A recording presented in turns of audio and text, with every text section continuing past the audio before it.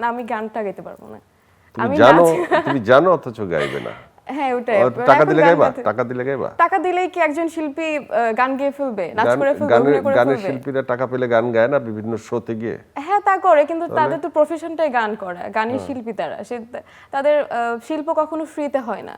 তো তাদের শিল্প চর্চা করতে গেলে তো তাদের পেমেন্ট লাগবে। শিল্প কখনো ফ্রিতে হয় না, এই কথাটার ব্যাখ্যা বলো। এত কষ্ট করে আমার ধ্যান জ্ঞান সবকিছুই যদি একজন শিল্পীর শিল্পটা হয়, তাহলে সেটা কেন ফ্রিতে হবে?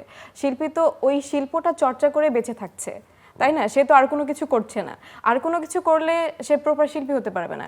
আমি যদি অভিনয় ছেড়ে আমার যদি অন্য কোনো জবের পাশাপাশি অভিনয়টা করি, তাহলে কিন্তু দুইটা মানে হযবরল হয়ে যাবে। যে কোনো একটা নিয়ে আগাতে হবে, তাহলে অবশ্যই আমাকে অভিনয় নিয়ে আগাতে হবে। তো অভিনয় নিয়ে আগাতে হলে আমার টাকা পয়সা লাগবে, তাছাড়া আমি চলবো কিভাবে? আমার তো আর্নিং সোর্স এটাই। তাহলে আমি মানুষকে বিনোদন দেওয়ার জন্য আমি নিজে কষ্ট করছি, আমার অভিনয়ের ক্ষুধাটাও মিটছে, দর্শককে বিনোদন দিতে পারছি। তো সেক্ষেত্রে দর্শকরা যেহেতু মজা পাচ্ছে, আনন্দ পাচ্ছে, তো যারা তাদেরকে আনন্দ দেওয়ার জন্য নিচ্ছে তারা তো আমাকে অবশ্যই পে করতে হবে। সেই টাকা দিয়ে তো আমি চলবো। তোমাকে এই মুহূর্তে আমি 26 লক্ষ টাকা দিতে পারবো, মানে 1 ঘন্টার মধ্যে। 1 ঘন্টার মধ্যে? কি করব টাকা দিয়ে? না কি করব, টাকার তো প্রয়োজন আছে, তুমি চাও কিনা?